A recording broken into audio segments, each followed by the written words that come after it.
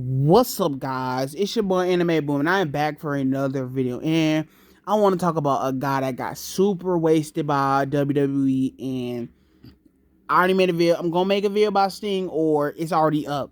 It's a video about Sting. How he got wasted by WWE, but I think this guy got wasted maybe just as bad as Sting. They did him dirty, and this is about Batista. So let's go. Roll that intro.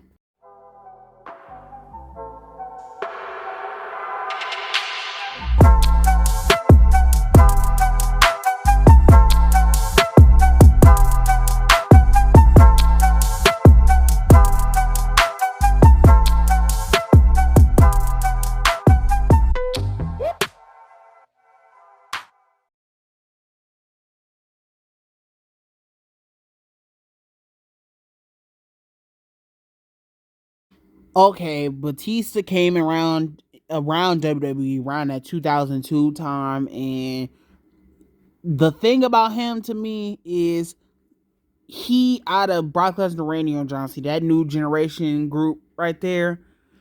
He to me got over like genuinely like the easiest. He did his thing. His felt like real genuine. It wasn't no fake forcing people to like him. Like Brock Lesnar, my brothers, some of them do not like him. They still don't like him to this day. It took people a while to like Brock Lesnar. Randy Orton, people thought he was boring for a long time. And he had times he was the man, but then he had times it was like, oh, he's super forced, man. You had Legend Killer in like 2009 Randy Orton, but then you had like 2013, 2014 Randy Orton where he was just super forced on the screen. It was going crazy. Then you had John Cena, and we already know about him. Fans hated him for so long. But Batista, that 2005 SmackDown like time, like how my brother talks about it, and I'm not gonna talk like I watched it. My brother talks about it.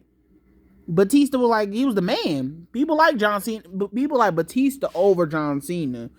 And the stuff for Eddie Guerrero and Rey Mysterio at the time was cool. All of that was good, and he didn't really get booed like that. Now, he might have been a little boring sometimes, but people like Batista, though. He was cool, and he became a star really quick. But Triple H actually let him win matches against them, and Evolution was a good group. So he really started in WWE like that quick. He had a short run, but for the time he needed, that first couple years, he did his thing. He was over. People liked him, and he had a cool moveset, wrestling moveset. His theme song is iconic, and yeah, he just did a really good job.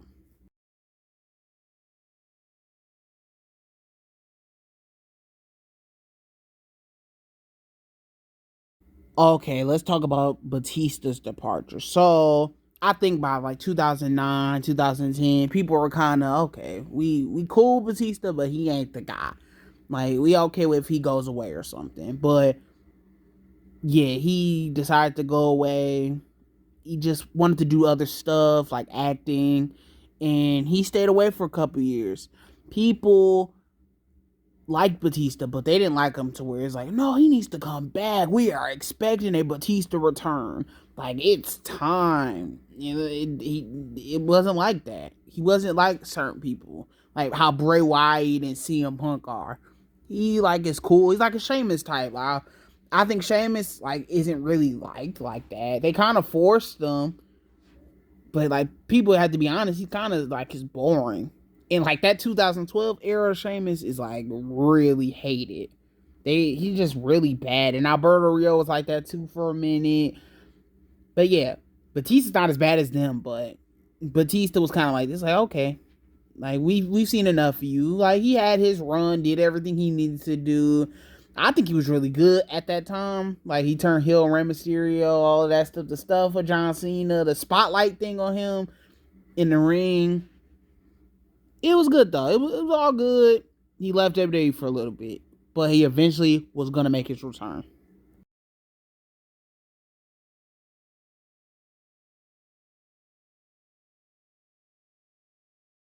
Okay, so around this time, I was a little young. I wasn't watching wrestling as much as I was before. That 2010-ish time when he quit, I was watching, and I remember that moment.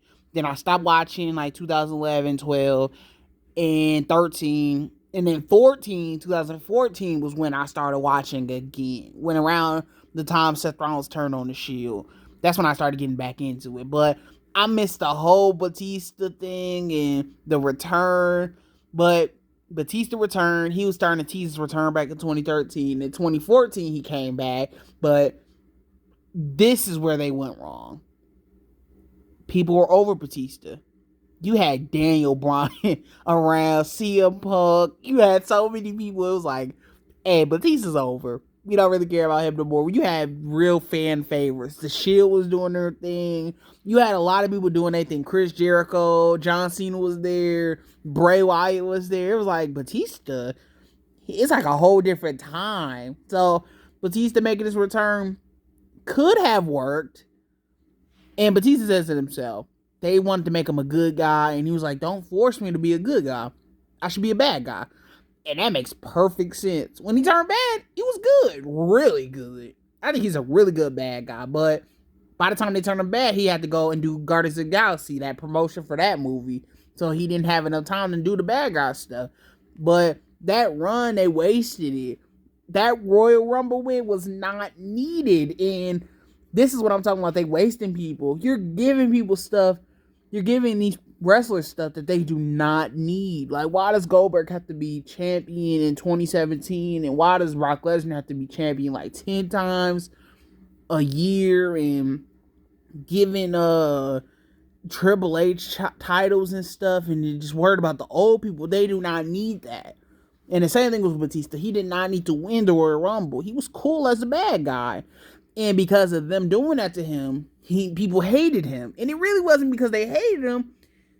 It's because the company did that to him, and people just wanted to see Daniel Bryan. Daniel Bryan was the guy. He was the guy at the time. That's just the truth. Batista, it was not his time, and I was like, Daniel Bryan, who's this Daniel Bryan guy? Yo, that's who got me back into wrestling. He is the GOAT, man. He's just amazing. He's like the perfect wrestler. If you have a problem with him as the guy, I don't know what's wrong. He was just the right guy for the time. And he really could have led the company for years and years and years. But, he got hurt. But yeah, Batista just wasn't a man. He won the Royal Rumble. People didn't like it. Then at WrestleMania, they changed it. People were so mad about that Royal Rumble win. Daniel Bryan had to win at WrestleMania. Or people was just going to be going mad. They was going to go crazy. And Daniel Bryan won. He was the guy. Then they had to turn Batista heel. So all that stuff they did to Batista ended up being pointless. They should have just made him a bad guy from the beginning, and then he would have had a good run, and people would have appreciated him more. And now Batista's name is kind of tarnished in the WWE world. People think he's overrated. He's not as good as he could be. He really is good, but WWE made him a little bit people think he's overrated. And that just hurts. That really hurts. From that 2005 era Batista and then that 2014 era Batista, it's just different. It's just different. He felt so connected to that world, but then that era he felt super separated from it. But yeah, they blew it. His return ended up being a failure. Then he left again. And I think if it was a success, he would have stayed a little bit longer. But yeah, it failed. He left in 2014, a couple months after he returned.